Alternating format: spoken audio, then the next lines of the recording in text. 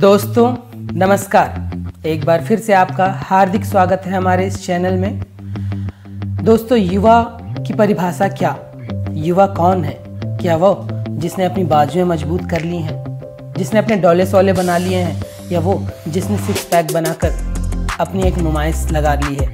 क्या वह युवा है, या युवा की परिभाषा और कुछ है?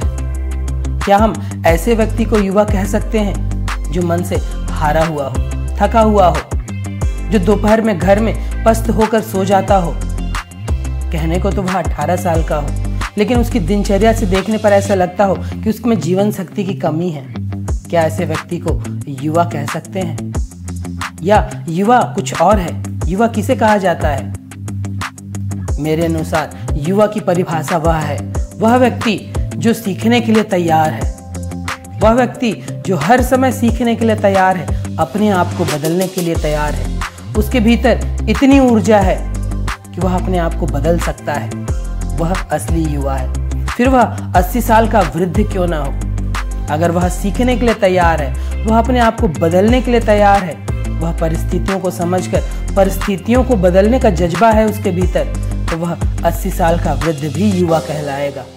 और अगर एक 18 साल का युवा मन से हारा हुआ है, थका हुआ है, उसकी दिनचर्या एक सुस्त आदमी की तरह है, वह कुछ सीखना नहीं चाहता, या जिसे अहंकार आ गया है कि मैं सब जानता हूं, मुझे कौन सिखाएगा, जिसने सीखना बंद कर दिया, फिर वह 18 साल का नवयुवक ही क्यों ना हो, उसे युवा नहीं कहा जा सकता। दोस्तों, जीवन में सीखने का बड़ा महत्व है। जो सीखता है वही जीतता है। ऐसे कई उदाहरण हैं। अमिताभ बच्चन, सचिन तेंदुलकर, लता मंगेशकर, ये अपने आप को उस क्षेत्र का, सचिन क्रिकेट के क्षेत्र में आज उसे भगवान माना जाता है। अमिताभ बच्चन अभिनय के क्षेत्र में उसे सदी का महानायक माना जाता है। लता मंगेशकर को साक्षात सरस्वती के रूप में जाना जाता है। लेकिन वे भी अपने आप को इन सब क्षेत्र का विद्यार्थी मानते हैं। वे आज भी सीख रहे हैं। तो जीवन में सीखने का बड़ा महत्व है। हम शास्त्र पढ़ लेते हैं, हम कितनी सारी पुस्तकें पढ़ लेते हैं, हम किसी से बहुत सारा ज्ञान ले लेते हैं, लेकिन क्या हम उसे अपने जीवन में अमल में लाते हैं? क्या हम अपने जीवन में उन सीख के द्वारा कोई बदलाव लाते हैं, या कहीं हमने पुस्तकें पढ़ ली, खत्म कर दिए? कितने लोगों ने कितनी पुस्तकें पढ़कर खत्म कर दी, लेकिन जीवन में कोई परिवर्तन नहीं आया। कई महान लोगों का कहना है कि अगर एक पुस्तक का 20% भी हम अपने जीवन में उतार लें तो हमारा जीवन निखर सकता है। हम भगवान को भी उस रूप में मानते हैं। हम 20 रुपए का नारियल चढ़ाकर सोचते हैं कि हमने अपने जीवन को तार लिया। क्या हम भगवान को भी सही रूप में मानते हैं? क्या हम भगवान की दी हुई सिखावनियों को अपने जीवन में अमल लाते हैं? शायद 90 से 95% लोग अपने जीवन में इन सीखों का कोई अमल नहीं लाते। वे फालतू की चीज़ों में पड़े रहेंगे, वे फालतू की चीज़ों में कट्टर बने रहेंगे, लेकिन अपने जीवन को, जिस जीवन को अच्छा बनाया जा सके, जिन सीख से एक सच्चा मानव बना जा सके, वह सीख अपने जीवन में वे अमल में नहीं लाते हैं। आज मैं आपको एक छोटी सी कहानी सिखा रहा हूँ। कहानी छोटी, लेकिन वह सीख बड़ी दे जाती है। इस कहानी को सीख कर समझ आपको आएगा कि हम अपने जीवन में भी क्या करते हैं। यह कहानी है एक राजा और एक चिड़िया की। एक राजा था, उसने अपने महल में एक सुंदर उपवन बना कर रखा था। सुंदर वाटिका थी, तरह तरह के उसमें फूल फल लगे होते थे।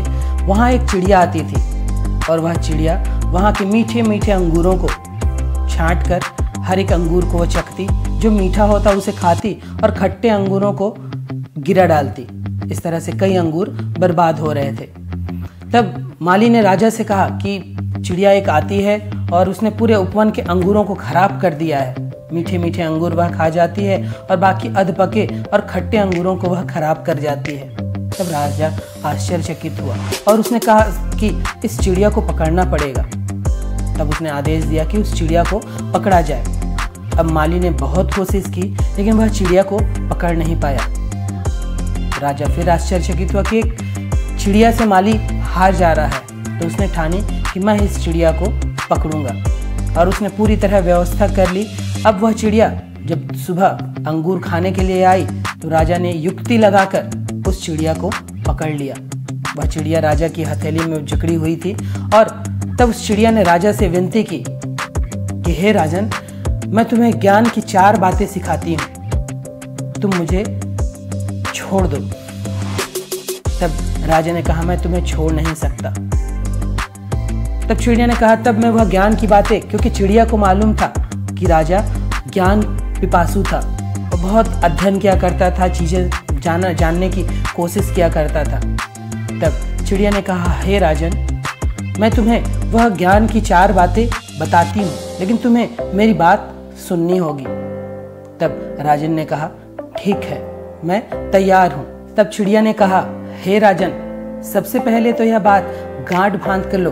मैं ये जो 4 बातें तुमको बोलूँगी, इसे गांठ बांध कर रखना और इसे अपने जीवन में जरूर अमल लाना। अगर तुम अमल नहीं लाओगे तो यह उसी तरह व्यर्थ जाएगा जो तुमने इतने शास्त्र पढ़ लिए, तुमने इतने ज्ञान अपने मस्तिष्क में जमा कर लिया, लेकिन उसका कोई फायदा नहीं हुआ। तो ये जो 4 ज्ञान की बातें हैं, इसे तुम्हें अमल में लाना होगा। तब राजा ने कहा, ठीक है, मैं अमल में लाऊंगा, तुम वह 4 ज्ञान की बातें जल्दी कहो, मैं बहुत उत्सुक हूँ। तब चिड़िया ने कहा, हे राजन, सबसे पहली जो सीख है वह यह कि कभी भी हाथ आए शत्रु को छोड़ना मत। यह पहली ज्ञान थी। तब राजन ने कहा, अब मुझे दूसरा ज्ञान भी दो।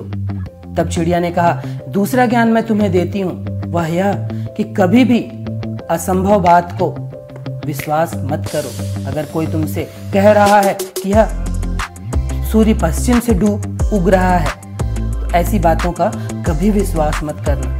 तब राजन ने कहा कि मुझे तीसरा ज्ञान भी दो। तब चिड़िया ने कहा कि जो तीसरा ज्ञान है वह यह है कि कभी भी जो बीत चुका, जो हो चुका, उसका पश्चाताप कभी मत करना। अब राजन ने कहा, मुझे अब चौथा ज्ञान भी दो, मैं उसके लिए बहुत उत्सुक हूँ। तब चिड़िया ने कहा, चौथी बात बहुत ही गूढ़ और रहस्यमयी है, यह मैं तुम्हें ऐसे नहीं बता सकती। तुमने मुझे बहुत तेजी से जकड़ कर रखा है और मेरा दम घुट रहा है, और ऐसी हालत में मैं तुम्हें वह चौथा ज्ञान नहीं दे सकती।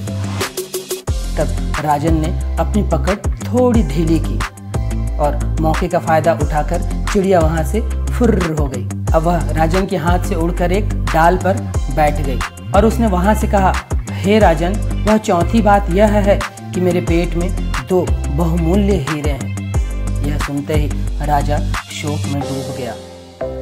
तब चिड़िया ने उसकी दशा देखकर कहा, हे राजन, मैंने तुम्हें अभी बाकी जो 3 ज्ञान की बात कही, तुमने क्या उसको अमल में लाया? तुम्हारे हाथ में तुम्हारा शत्रु आया था, तुमने उसे जाने दिया। यह पहली सीख थी जिसका तुमने पालन नहीं किया।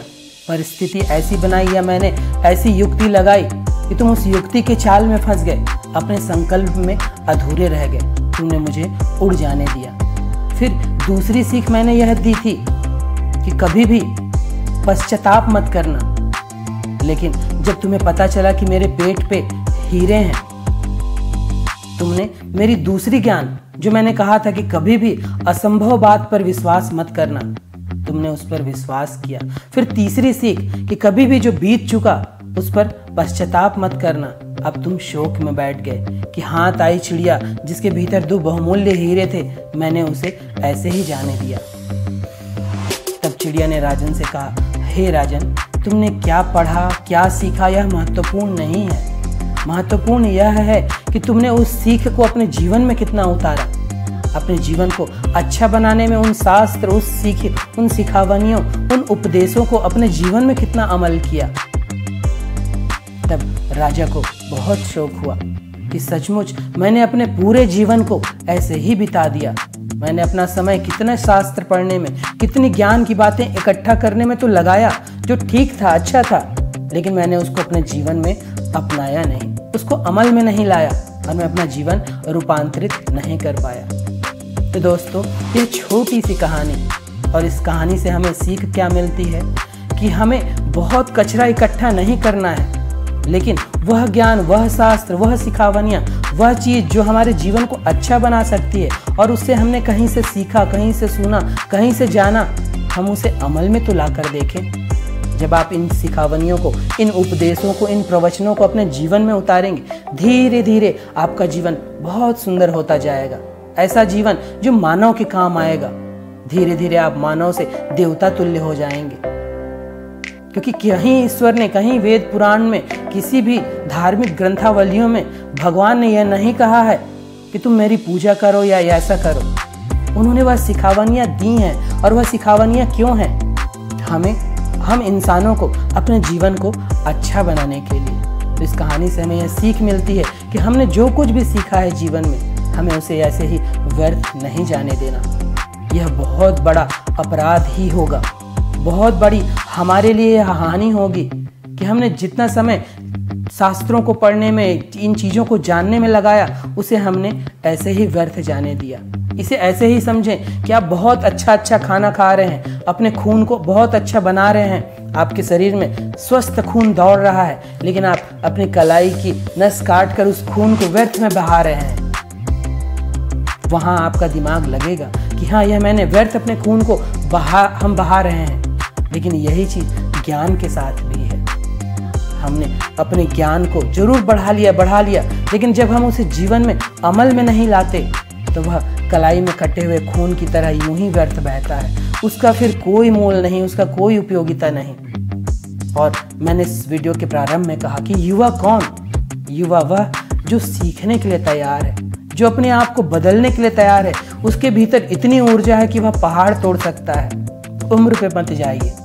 मैंने ऐसे कई 18 से 20 साल के नवयुवक देखे हैं जो पस्त पड़े रहते हैं। वे जरूर जिम में जाने के लिए अपनी ताकत बना लेते हैं, या कहीं सैर सपाटे के लिए अपनी ताकत इकट्ठी कर लेते हैं, लेकिन जीवन के कामों में उनकी ऊर्जा पस्त हो जाती है।